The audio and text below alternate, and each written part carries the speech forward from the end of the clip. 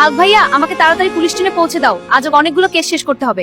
ঠিক আছে বোন, আমি ব্যায়ামটা শেষ করি তারপর তোমাকে নিয়ে যাব। ভাইয়া, আমাকে একটা লাল রঙের পুলিশ জিপ গাড়ি কিনে দাও। ঠিক আছে বোন, আমি কালই শহরে গিয়ে তোর জন্য গাড়ি ব্যবস্থা করব।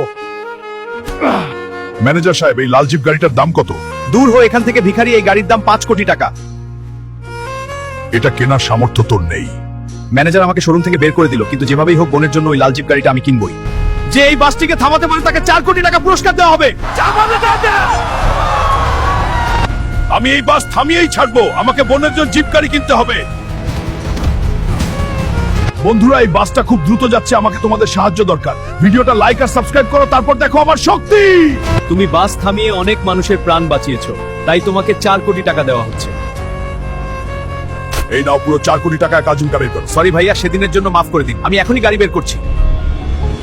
আজ আমার বোন এই লাল জিপ গাড়ি দেখে খুব খুশি হবে। ভাইয়া, এটা সত্যি আমার জন্য? হ্যাঁ বোন, এটা তোর স্বপ্নের গাড়ি।